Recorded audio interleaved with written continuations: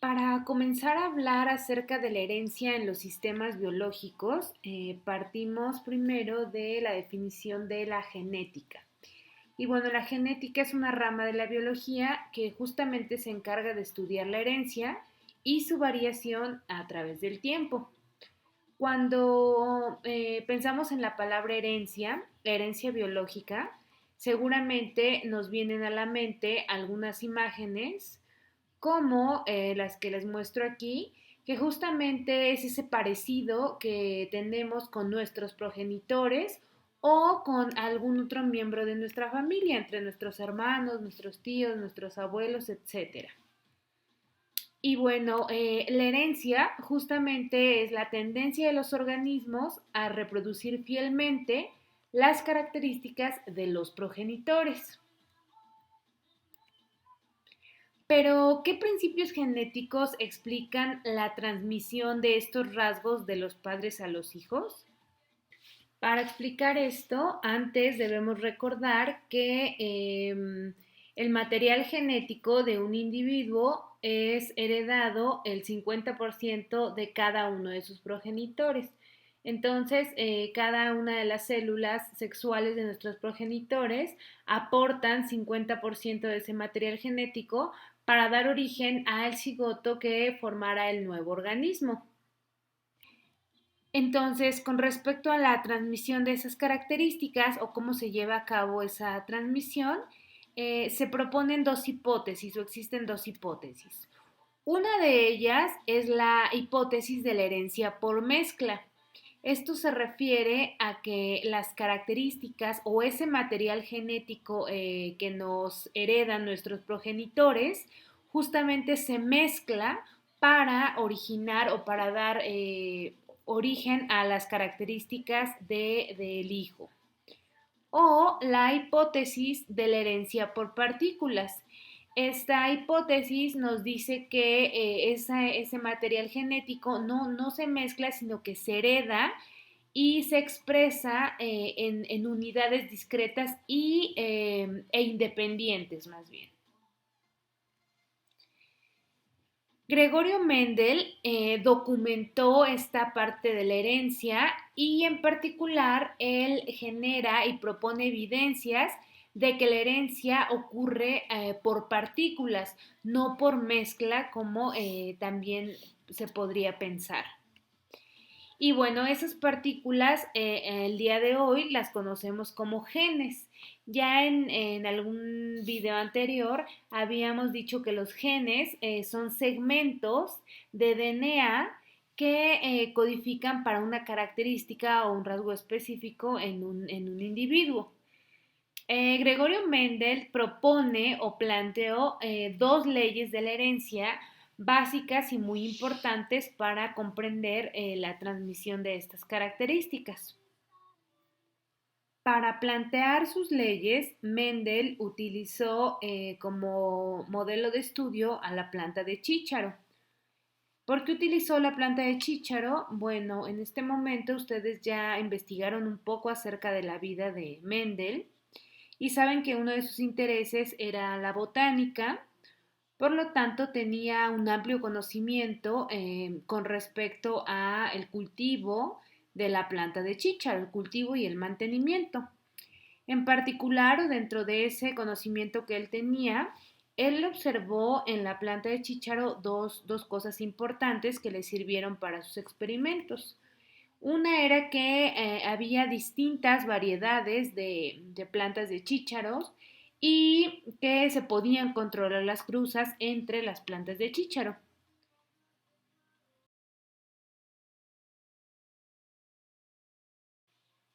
Con respecto a las variedades, él identificó en las plantas de chícharo que había distintos caracteres. Y bueno, un carácter se define como una característica heredable. Y en este caso de las plantas de chícharo tenemos caracteres como la semilla, la forma de la semilla, el color de la flor, la forma de la vaina, el tamaño del tallo, por ejemplo. Y bueno, esas características o esos caracteres varían entre cada uno de los individuos. También él observó que cada uno de estos caracteres poseía eh, diferencias o variantes a las cuales les denominó rasgos. Por ejemplo, en el color de la flor o en el carácter color de la flor había dos rasgos, o eran blancas o eran moradas. En el carácter forma de la semilla había dos rasgos, podía ser o redonda o arrugada. En el carácter del tamaño del tallo podía ser un tallo alto o un tallo bajo. Todo esto evidentemente pudo tener evidencias a través de la observación y del cultivo constante de estas plantas de chícharo.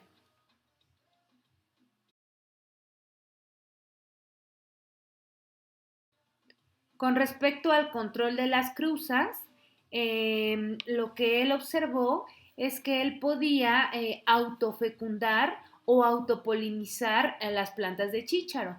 ¿Cómo hacía eso? ¿Qué es lo que está representado en esta imagen?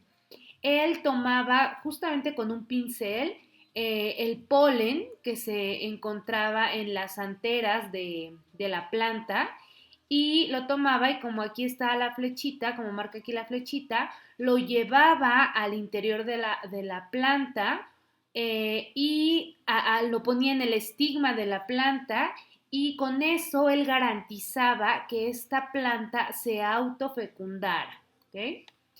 Y bueno, eso con respecto a la autofecundación. Pero él también se dio cuenta que él podía controlar esa cruza de qué planta se iba a cruzar con qué planta. ¿Y esto cómo lo hacía? Esto lo hacía removiendo las anteras, que son las estructuras que contienen el polen, removiendo las anteras de una de las plantas, de una de las flores, y tomando el polen de la otra flor con la que quería que se cruzara y con ese pincelito con el que tomaba el polen, lo llevaba al interior, al estigma de la planta y con eso garantizaba que esta planta se estuviera cruzando con esta y así podía observar qué ocurría con la progenie de estas dos plantas. En sus experimentos, Mendel hacía tres cosas muy importantes o controlaba tres cosas muy importantes. La número uno iniciaba con líneas genéticamente puras. La número dos seguía los rasgos por generaciones y la número tres analizaba cuantitativamente sus datos. ¿A qué se refiere cada una de estas situaciones que él iba controlando en sus experimentos? Con respecto a iniciar con líneas genéticamente puras, se refería que, o se refiere más bien a que al él controlar la autopolinización o la autofecundación de las plantas, él podía garantizar que los descendientes de esa planta tuvieran o presentaran todos el mismo rasgo o el rasgo que él estaba rastreando.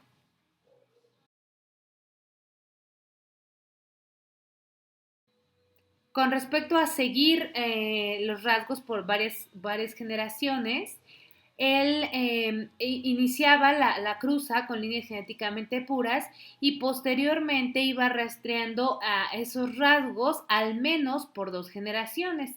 De aquí en adelante vamos a encontrar que los progenitores, o sea, las líneas genéticamente puras, los vamos a identificar con una letra P que se refiere a parental, o sea, los padres, los progenitores, y después las cruzas, los hijos, los vamos a encontrar como F1 y F2, F de filial, o sea, F1, la generación 1, los hijos número 1, y F2, la generación número 2.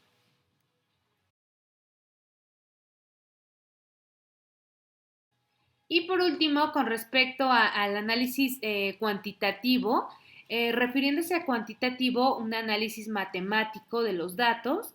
También seguramente ustedes investigaron que Mendel, bueno, era muy bueno en las matemáticas, le gustaba mucho también esa área de las matemáticas. Por lo tanto, todos los datos que él obtenía los iba procesando de manera cuantitativa y obteniendo así generalizaciones. Para eso, él cultivó alrededor de 28,000 plantas de chícharo y realizó todas estas cruzas, todas estas autopolinizaciones para poder obtener generalizaciones con respecto a sus leyes.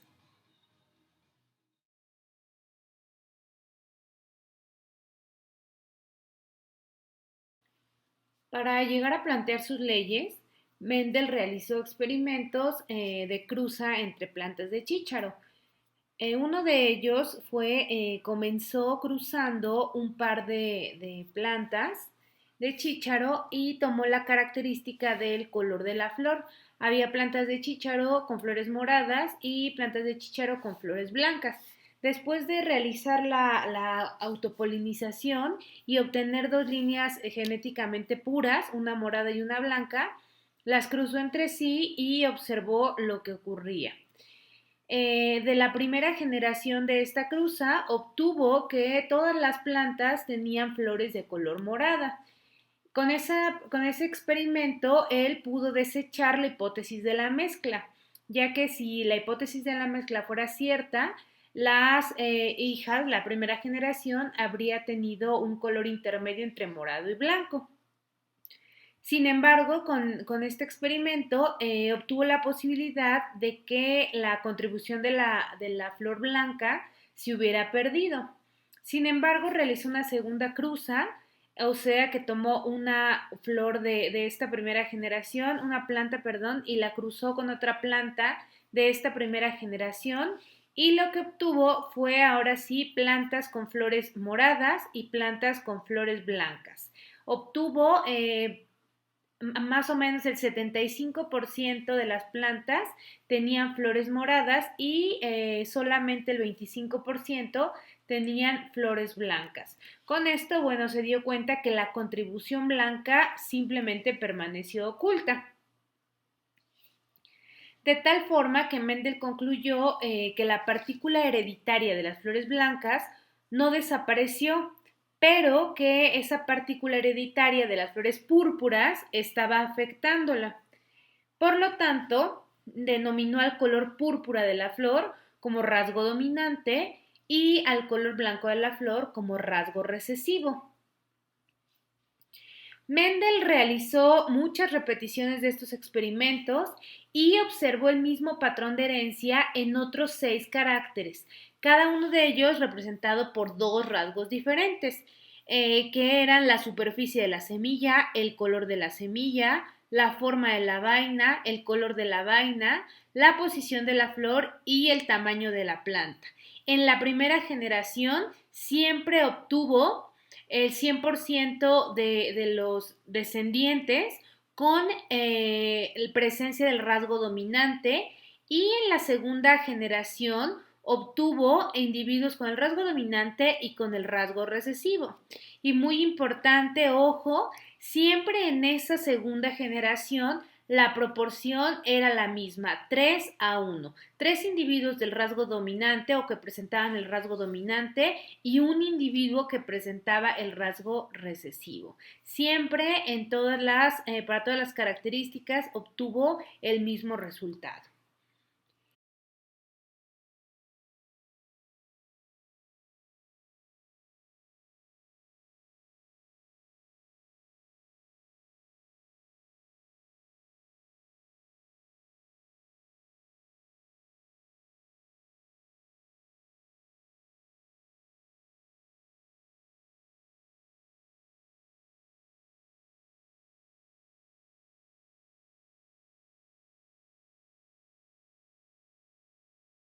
Un gen posee versiones alternativas que explican las variaciones de los caracteres heredados.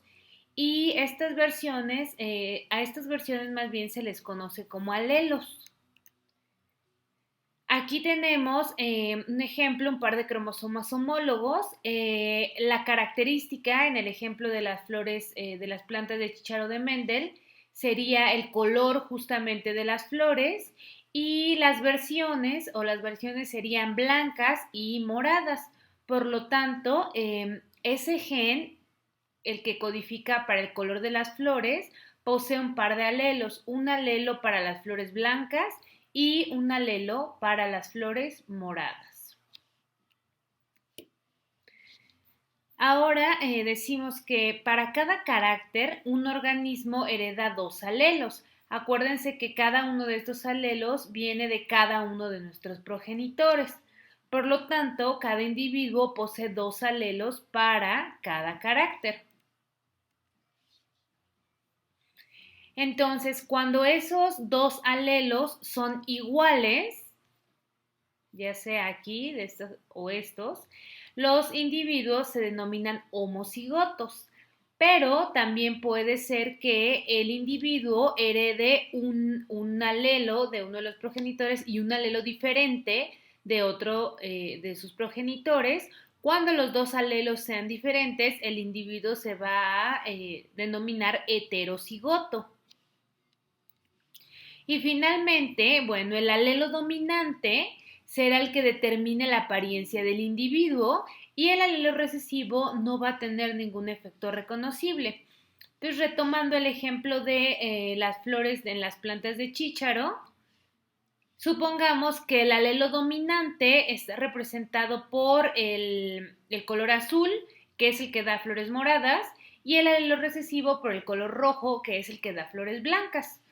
Por lo tanto, en aquellos individuos homocigotos, o sea que tienen dos alelos iguales, vamos a tener dos variaciones. Los individuos homocigotos dominantes, aquellos que tengan dos alelos dominantes, y los individuos homocigotos recesivos, aquellos que tengan dos alelos recesivos. En el caso de los individuos que tengan un alelo dominante y uno recesivo, pues seguirán llamándose heterocigotos. Ahora, ¿cómo serán, qué característica será la que presentará cada uno de estos individuos? Los homocigotos dominantes, al tener dos alelos dominantes, y nosotros sabemos que el alelo dominante es el que determina la apariencia del individuo, tendrán entonces flores de color morado. Mientras que el individuo homocigoto recesivo, al tener dos alelos recesivos y ninguno dominante, va a presentar la característica recesiva, o sea que tendrá flores blancas. Finalmente, el individuo heterocigoto, al tener un alelo de cada uno, un dominante y uno recesivo, va a presentar la característica del alelo dominante. Entonces, este individuo también tendrá flores de color morado. Ahora, a la composición genética del individuo, o sea, si es homocigoto, dominante o recesivo o heterocigoto, también se le denomina genotipo. Y a la expresión de esos genes, de esos alelos, se le denomina fenotipo.